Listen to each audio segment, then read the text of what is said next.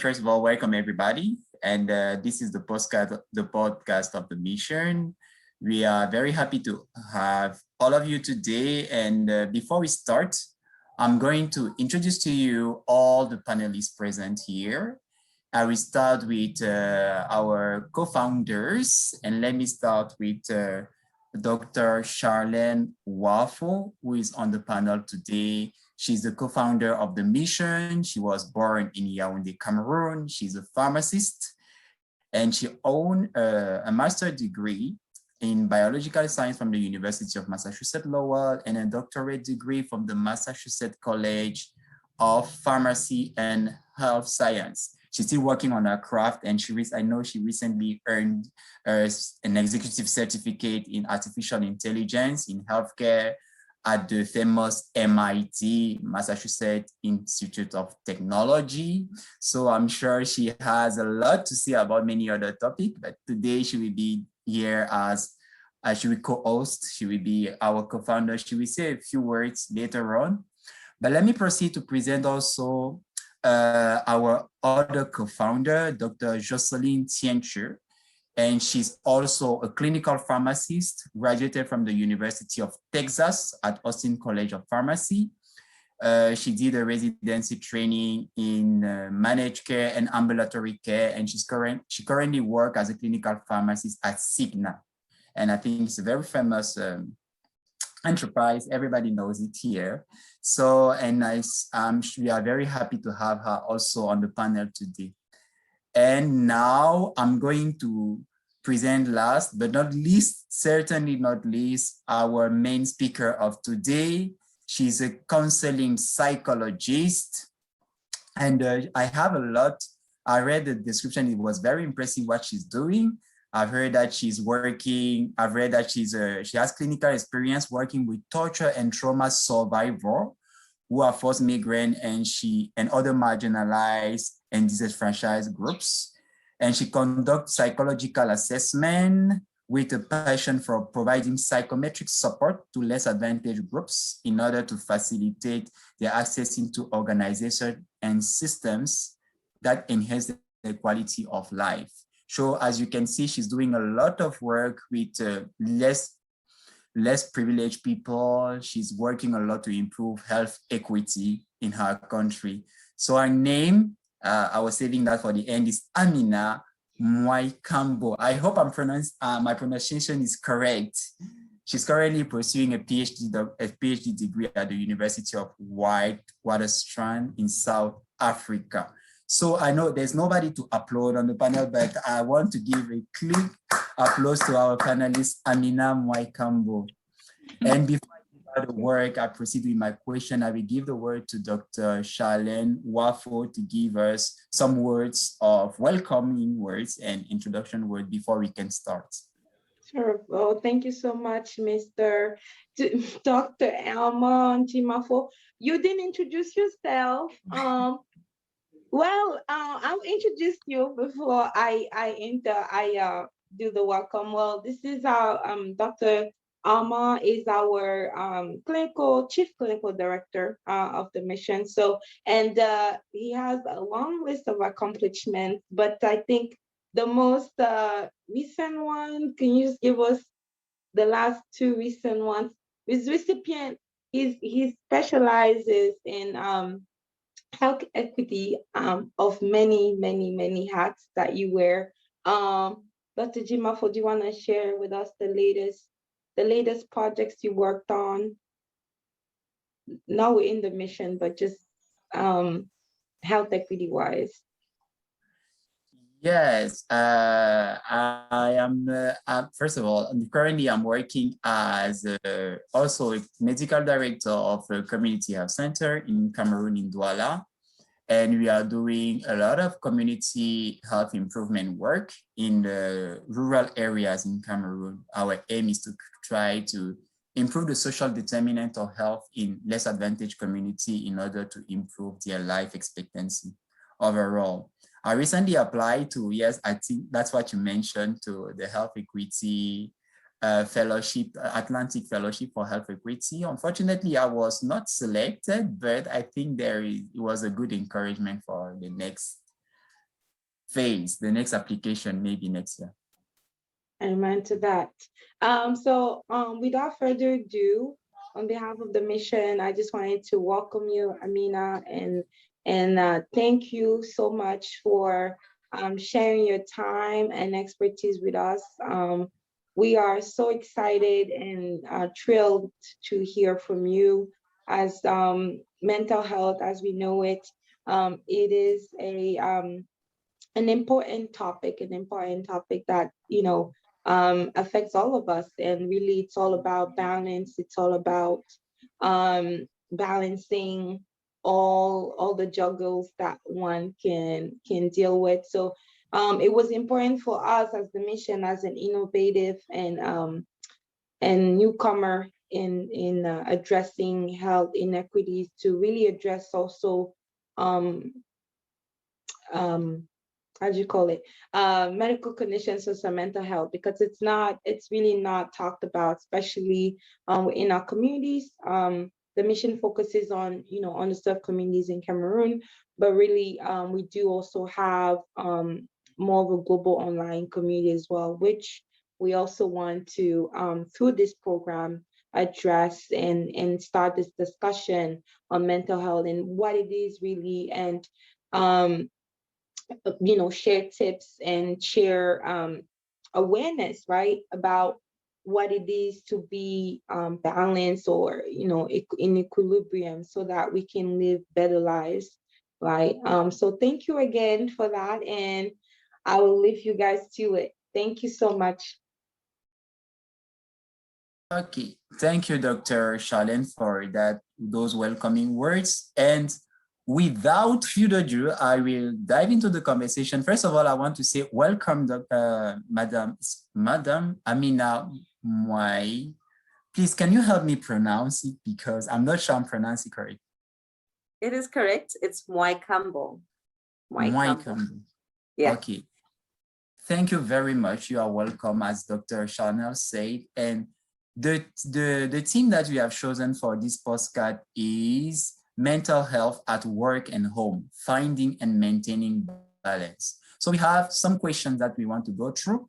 And the first question, since we are talking about finding and maintaining balance, is that some people are worried that since the beginning of the pandemic, a lot of people have been working from home, making it more difficult to separate their work from their life. We have seen many Zoom video on internet where with the underwears behind the woman, that is the wife that is doing a teleconference with that boss. So it's very difficult, especially with children and everything.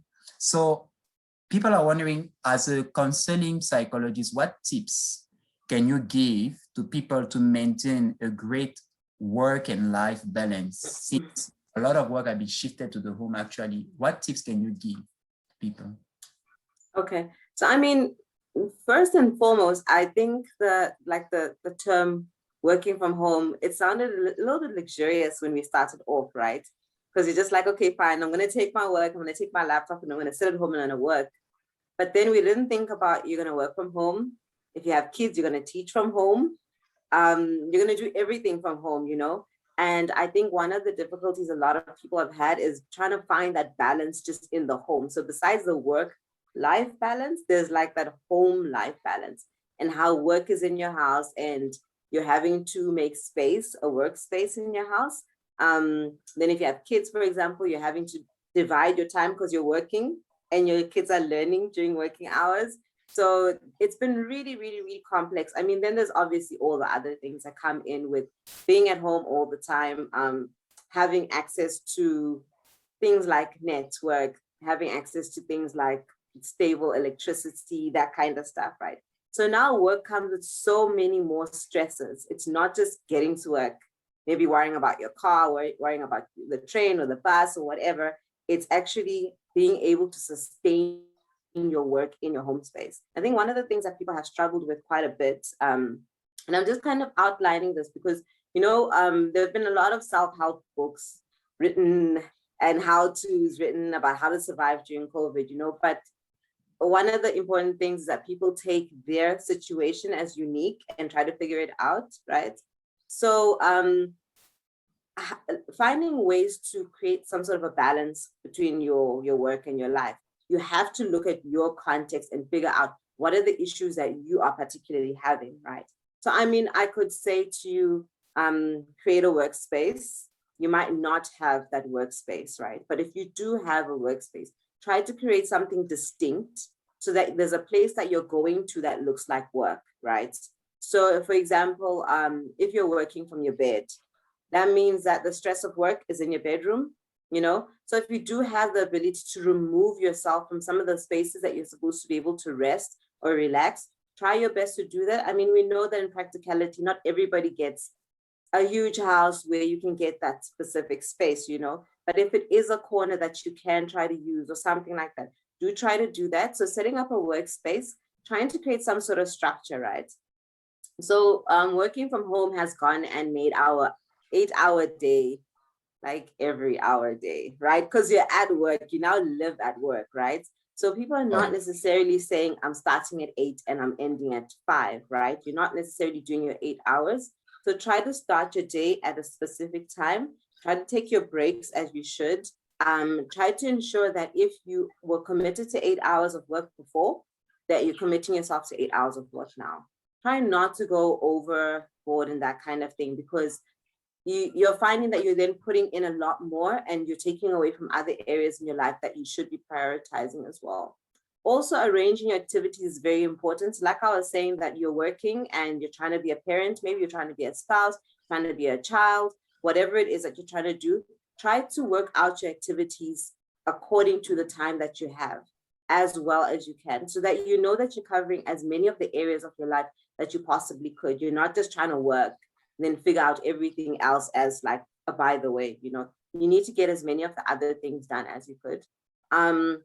Also taking leave, people aren't necessarily taking leave because they're like, what, I'm at home, you know? But then that means that you're also not really switching off from work. You need to be able to switch off from work, you know? So taking leave is another really important one. And then, I mean, obviously managing your health. So whether it's your mental health or your physical health, managing your health. So, for example, some people have had to go into more sit down type roles where previously they might have been more active, moving around a lot more. So even things like your sitting posture, you're spending more time sitting, that kind of thing. What is it doing to your body? You know, try to make sure that you are stretching as much as you can. Try to make sure you are hydrating as much as you can. Obviously, with your mental health as well. You know, if you worked in a very high fast-paced environment, and now that fast-paced environment is in your home, you might find yourself a little bit more anxious and you're not necessarily able to manage it as well because you're not switching off. So, you know, when you leave work, you can actually try to switch off. Now you can't necessarily do that. So being able to manage your mental health from that perspective is also really good. And I think also, like in terms of managing your health, different things, we're exposed much more to our laptops and our phones. Our eyes are always in front of some glaring light where you would have had a meeting in person. Now you're having it in front of a screen. So just kind of noting, are you having more headaches? Are your eyes a little bit more sore? Are you feeling more tense? That kind of thing. I think if you're able to manage your body, you're able to listen to your body when it says, I'm tired, I'm not feeling well, there's a pain here, there's discomfort here, you'll automatically be able to then start to see what are the areas in your life that you need to attend to as well. Yeah. Oh, thank you for that response. I think what I've heard is that the first thing is that you need to create a dedicated space for work. The second thing is that you need to have a start time and an ending time, like as you are going to work, actually. And the other one, maybe I start to forget a little bit, is the most recent one is that you have to also be find ways to be active as you were before starting working at home. So find times to stretch, find time to walk, even if it is in the house.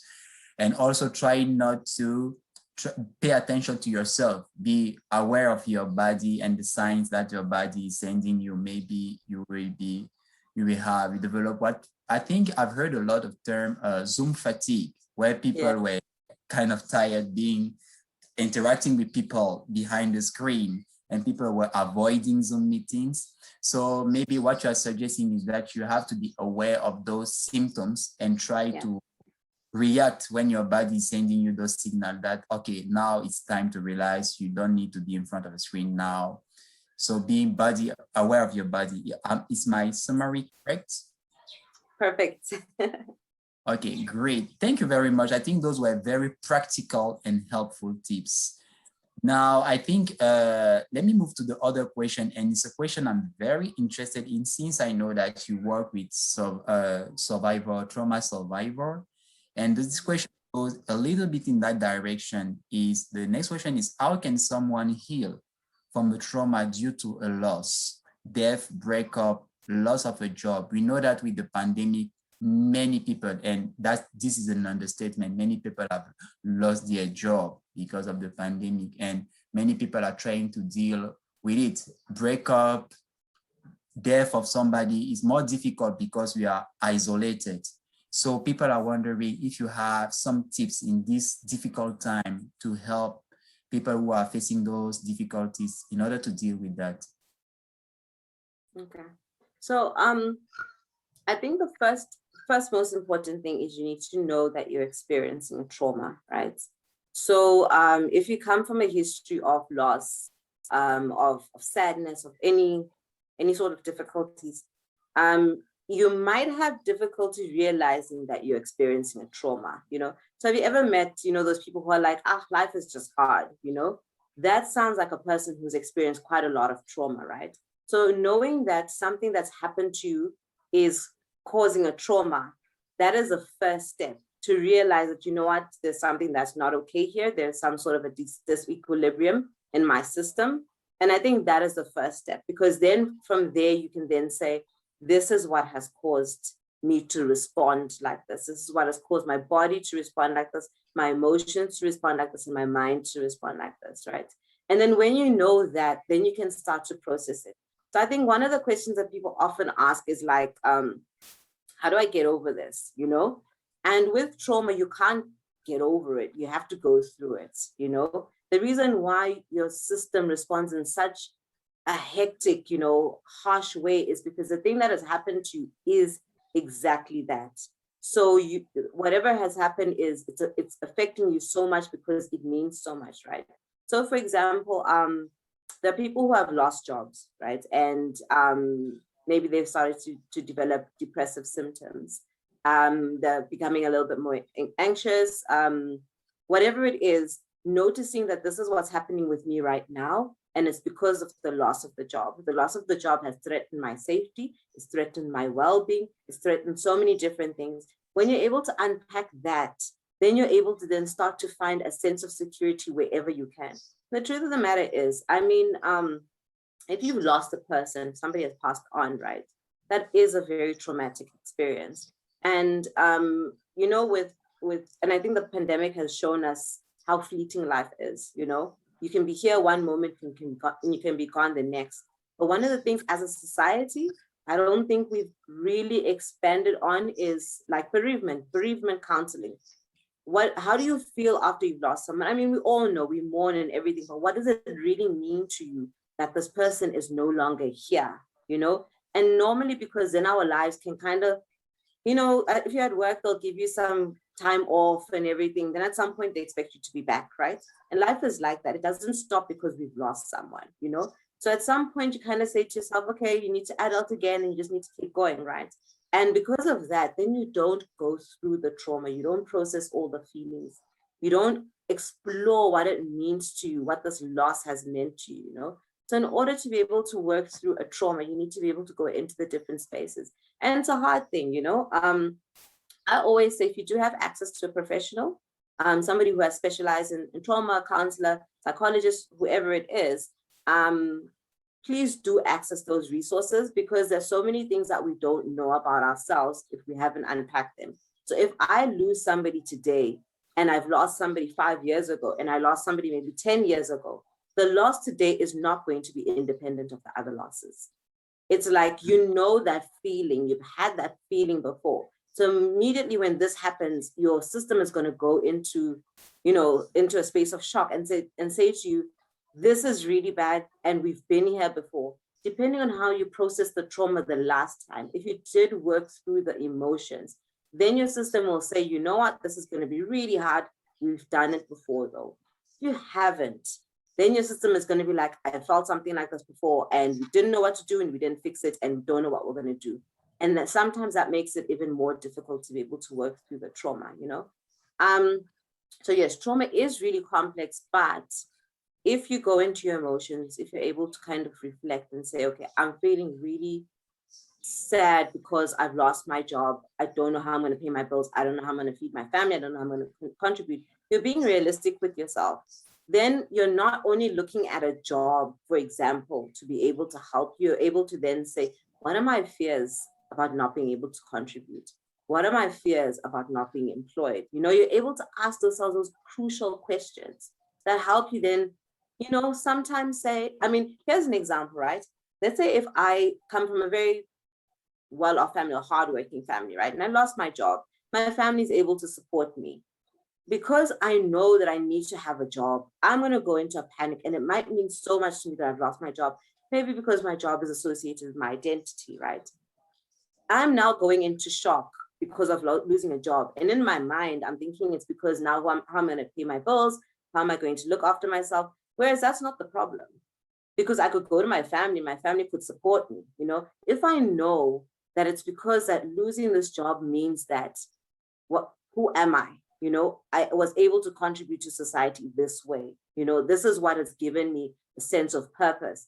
Then you're exploring that trauma in the manner it matters to you. So when one person loses a job, it's not the same as when another person loses a job. Just like a breakup as well. There are people who get over breakups very quickly. There's some people who don't. A breakup can be as difficult as a death, you know? So being able to allow yourself and say, okay, this is so, it's so why, you know? And going into that is how you start to work through the trauma, because you're going through all the emotions, you're going through all the feelings, the thoughts, the actions, and everything like that. And then you know it. And once you go through that, then you know what's happening inside your person. Oh, thank you. Thank you very much for your question. I think what you said is that the key is that you have to recognize that you are going through actually a mental health issue, that this loss has affected you. And that brings the next question, because recognize that is not always easy. Can you give us some tips? Because some people, they will realize that maybe they are in another emotional state, that they are not feeling as usual, but they will attribute that to stress. They will say that, oh, it's just because I'm looking for a job and it's normal to feel that way, until the point where they kind of realize that it's not going. I don't know. Do you have some tips to help people to recognize that, okay, this is a mental health issue, I need to seek a counselor or a professional, or this is just regular stress, I need just to get over it? Do you have some tips to do that? You know, I always say in our African cultures, and maybe it's not just African, I guess because I'm African, stress is like the biggest cop-out. You know, as Africans, we don't like to say, I'm feeling very sad, or I'm feeling scared, or we're like, I'm stressed. If you lose your job, you're stressed. If somebody has passed away, you're stressed. If you don't know how you're going to get through something, you're stressed. Everything is stress, you know?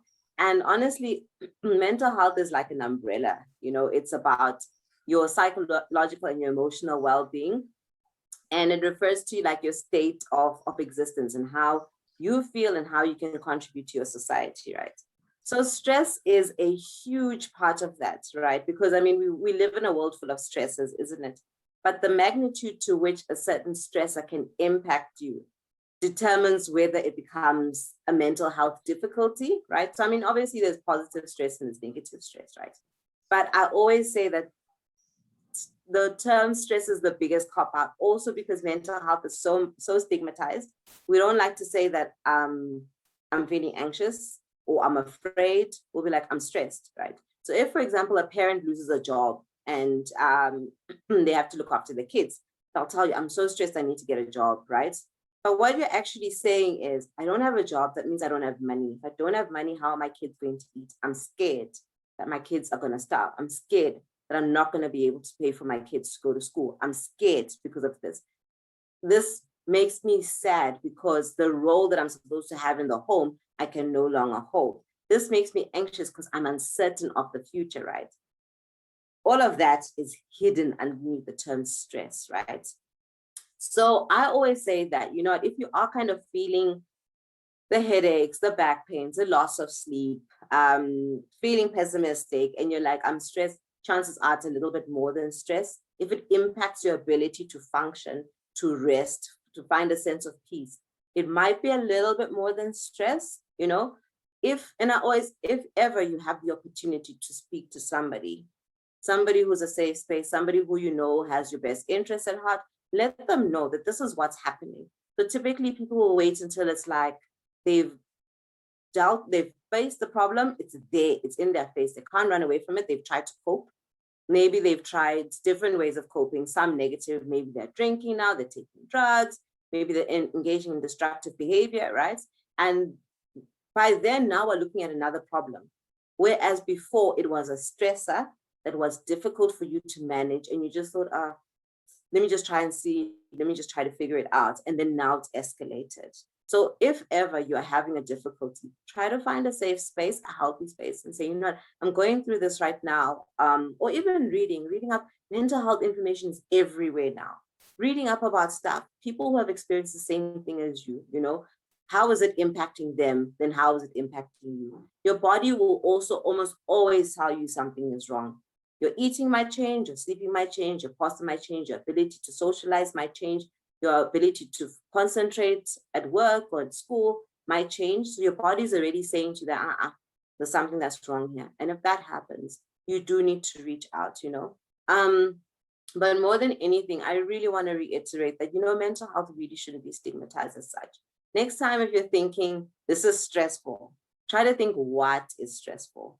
What is the stress doing to you? Where is the stress coming from? And if you allow yourself to kind of think about those things, then you'll be able to determine, okay, is this something that's beyond my control or do I need some sort of external support?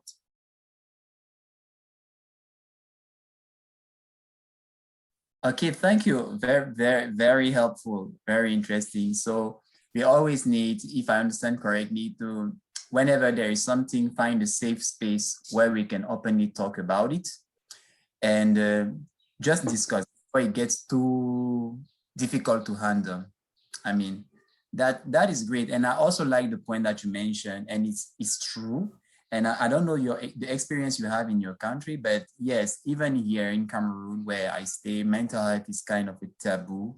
We don't like to talk about it. People feel like when we say, okay, you have to see a psychologist, they feel like, oh, do you say that I'm crazy? Or do you say that I am weak? So I can, no, I try to handle. But the reality is that when you see people, they try to handle, as you said, with alcohol, with compensating in other areas of their life, and it's simply not working. So we have been trying to help. There are people that are trying to help, and I don't know, how do you see that? What is the way, like an organization like the Mission, for example, who is trying to improve the health of especially less advantaged people in Cameroon? What are the ways that we can contribute to improve the mental health of our community? Do you have examples of other organizations elsewhere doing the same work, or do you have ideas that we can explore? Okay. So I think the most important thing is understanding a context, right? Knowing exactly the people who you're reaching out to, you know. Mental health it's really still very taboo. It's a sign of weakness, it's a sign of illness, it's something that people don't want to talk about, whereas it really shouldn't be, right? And I think kind of giving out information to people about mental health, first and foremost, is the most important thing. Letting people know that we can have this conversation about mental health, you know? It's not some deep, dark secret that has to kind of be, you know, put away somewhere. So in the different contexts, I mean, even in a country, for example, we have different dialects, right? And especially in African countries, there's so many different dialects, there's so many different ways of saying things.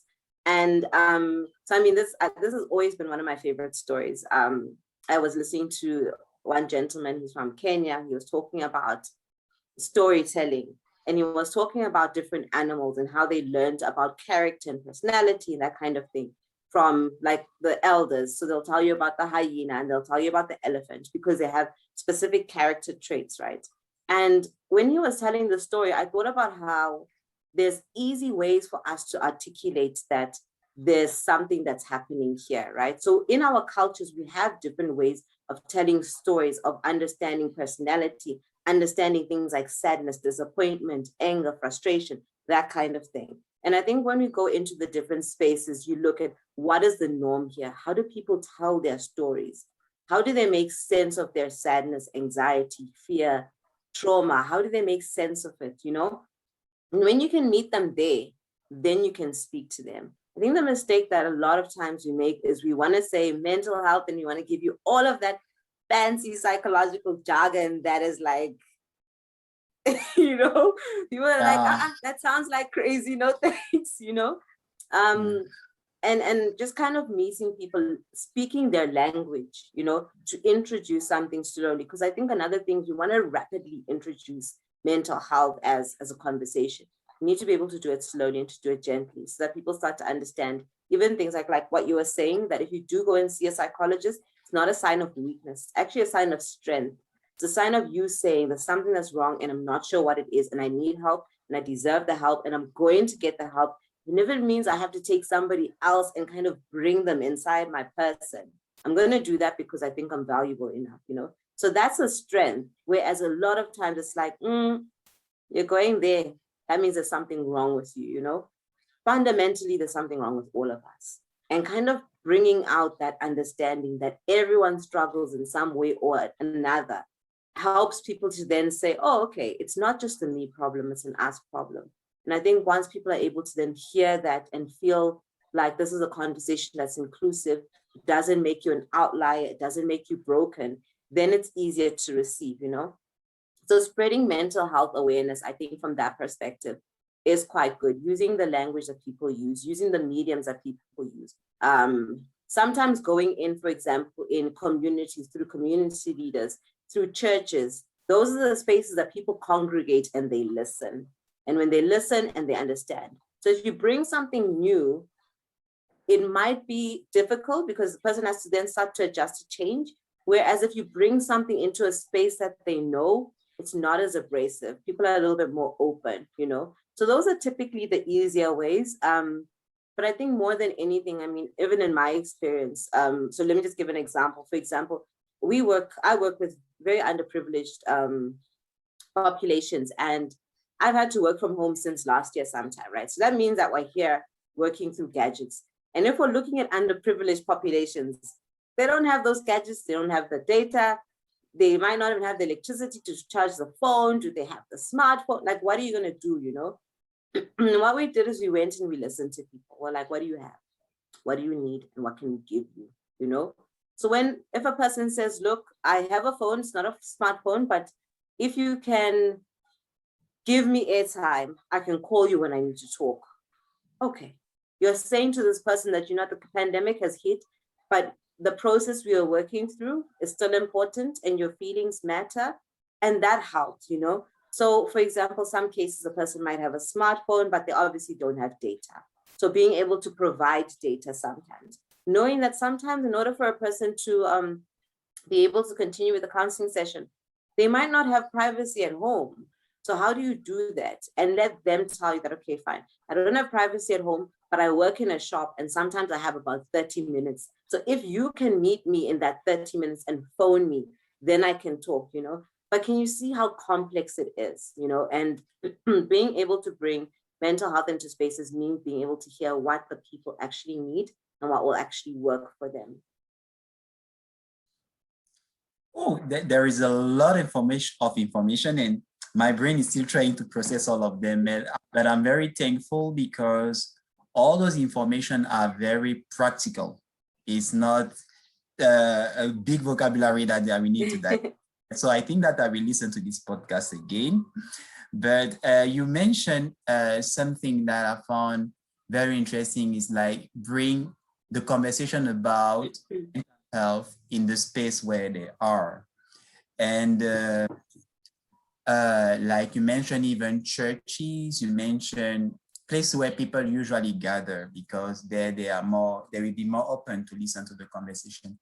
And I have a problem that I have been witnessing a lot in our context. I don't know if it is the same where you stay, but sometimes you will see somebody who is having clearly a mental health issue, maybe depression, maybe the person has lost someone and the person has not recovered yet, and maybe many other mental health issues that the person can have.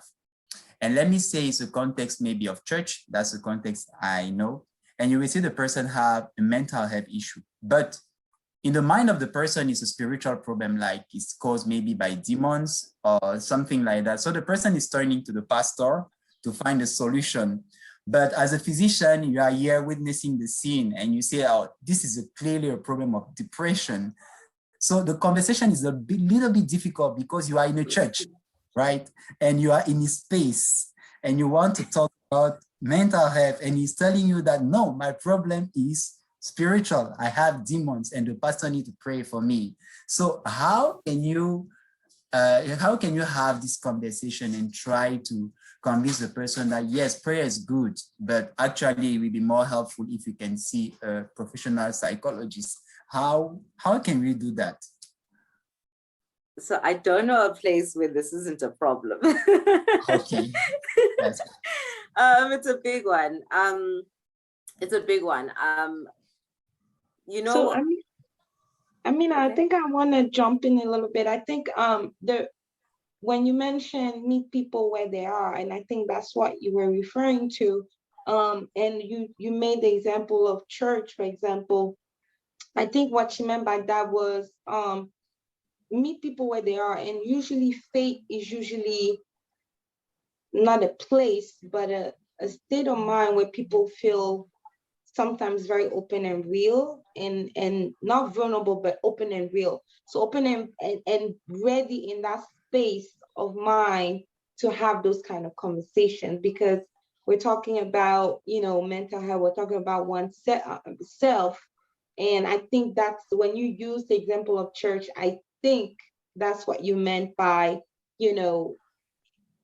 given that somebody is in that state of realness, then you can ask, the person is going to be more freer to talk about these things. But going back to the example, I just wanted to add clarification just to make sure. I feel like that's what you were saying, but you can add I hope it helps. Okay, yes. So meeting people where they are in different ways is very important, right? I think maybe to just kind of integrate everything, holistic health, promoting holistic health, I think is the key thing. A lot of times people do think, okay, and I'm trying to choose my words very carefully because, people's beliefs are people's beliefs. And the truth of the matter is different things work for different people in different ways, right? And having like a holistic understanding of the whole person doesn't mean that psychologist has to kind of go against a faith leader, right? Even there's a way to work work together. I think sometimes the difficulties that we have is as mental health practitioners is that we kind of feel like our science trumps a lot of others, whereas having a holistic understanding of health kind of means that psychologically a person is okay, emotionally a person's okay, financially, socially, spiritually, physically, everything. That's holistic health, right? So even with that, so maybe just to answer what you're saying is, you don't have to say that doesn't work and this one does.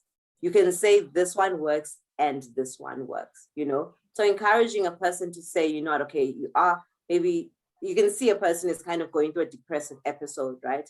And just kind of saying that, this is what I kind of know about depression, right? I'm not trying to scare you or anything, but these are the symptoms that typically are associated with depression. I've kind of seen that, I've noticed that this might be happening with you, and you suggest and you ask, is this what you're feeling? And you let them confirm, right? Because getting a person to get mental health support or access mental health services, unless a person is obviously, experiencing psychosis or anything like that, and they fall under the category of involuntary admission, for example, You can't drag a person there. They have to go there out of their own accord, you know?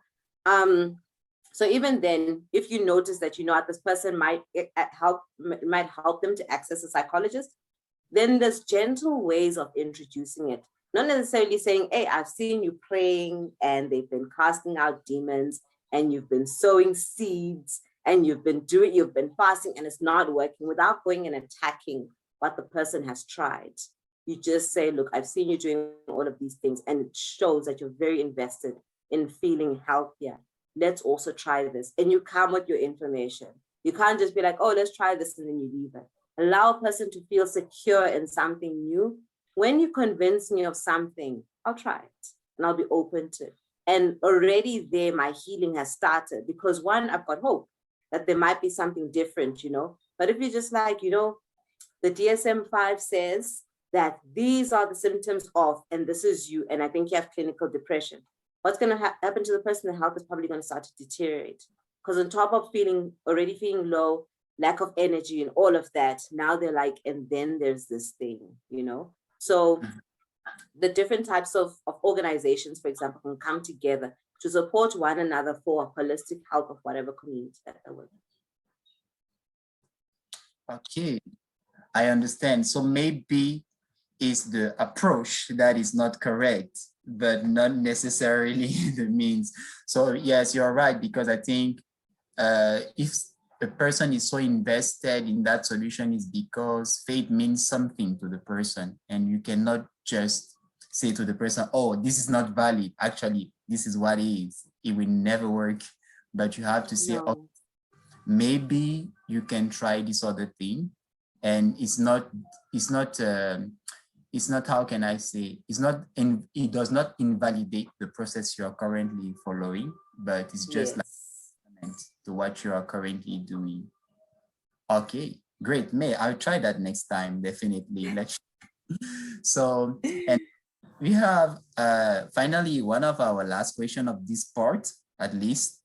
I'm sure you said a little bit of things about this particular question, but I don't know if you can summarize it for our audience.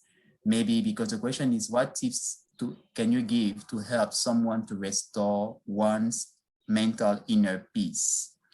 So you mentioned a lot of that, but can you just give a list, a summary? If somebody wants to restore his inner peace, what are the things that he can do to do that? Okay. So even here, you kind of have to know that you're not experiencing peace, right? Obviously, we experience peace in different ways. If it's related to mental health and you're struggling emotionally, psychologically, right? Depending on how it's impacting your life, how it's impacting your social life, your occupational life, whichever areas you function in, depending on how it's doing that, that will be the determinant of what you can do to kind of restore a sense of mental health. So remember that mental health is about a state where you feel like you're functioning well. You feel okay most of the time. I mean, we honestly can't feel okay all the time, you know? So you feel like you're okay most of the time, right?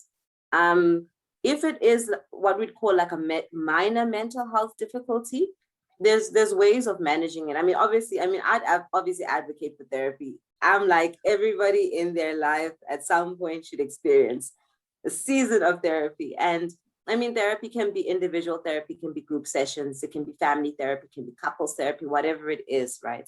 But some sort of an intervention where you're able to kind of go into the different emotions that you're having and how they're impacting you, where they're coming from and whatnot, you know? But apart from that, I mean, there are easier ways that we can do things also on our own. We can meditate. Meditating is a really good way of kind of finding a sense of peace, because we live in a world where there's so much noise and we hardly get time to just kind of shut everything out, you know? Typically, everything shuts down when you're sleeping. But if you're struggling, even in your sleep, that stuff is coming with you. Either you're not able to sleep, or you're sleeping too much, or you're getting nightmares, or whatever it is, right? So meditation helps you to kind of pause and shut everything out and just kind of have a sense of quiet. And that sense of peace goes a long way. It's almost like eating a meal, because you kind of get energy, kind of get the idea that, you know, there is a possibility for there to be a bit of silence, you know. So meditation is a really good one. Another one is exercising. So exercising can go in different ways, right? So people are always like, go and run. You know what? If you are depressed, don't run. You already don't have energy. Don't waste the energy you have by running. Try to do something a little bit more calming. Do something like yoga, something more relaxing where you're able to stretch. You're not expending a lot of energy, you know? So exercising, find what exercising helps for you. So, I mean, that's another one. So going to therapy, exercising, meditating, finding support groups, reading. So I think one of the projects that I embarked on is kind of promoting mental health on social media.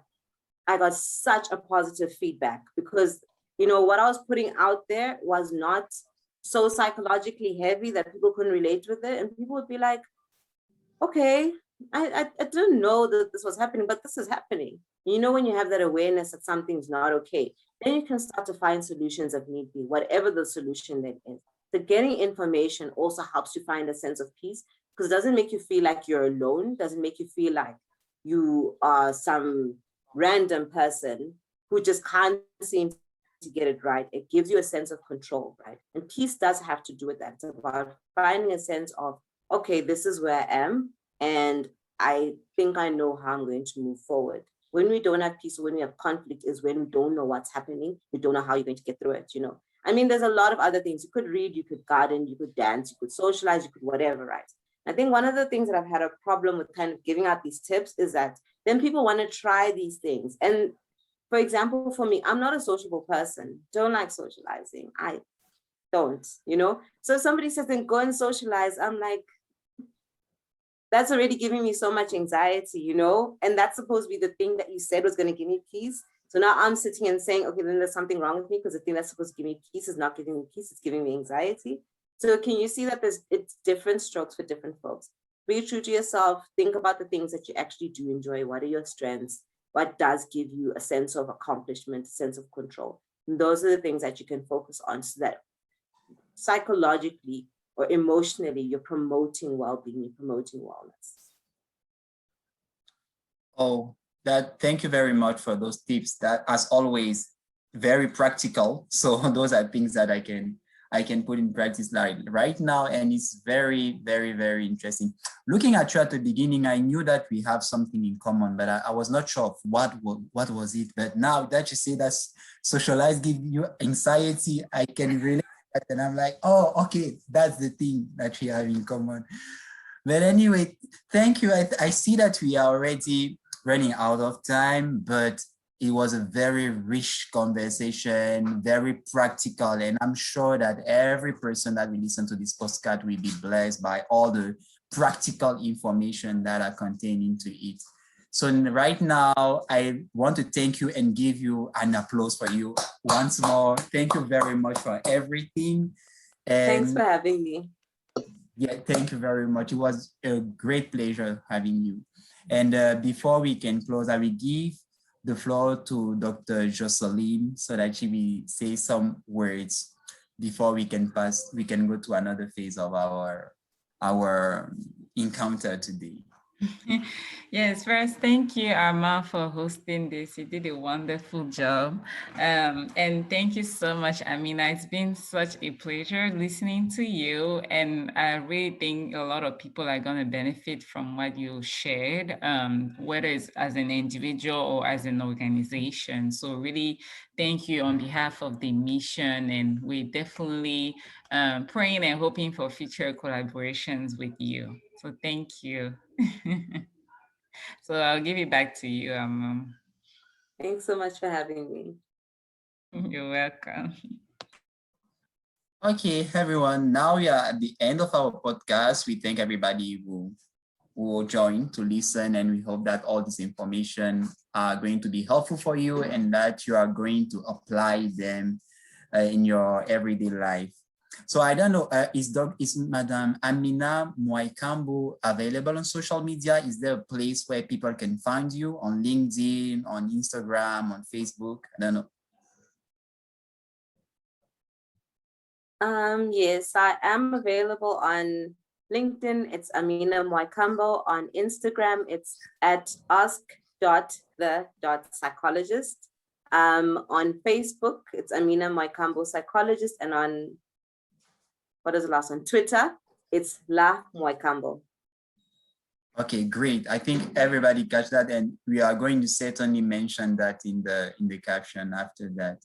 So thank you very much. I think with that, we reached to the other part of our meeting with our podcast end, and we are going to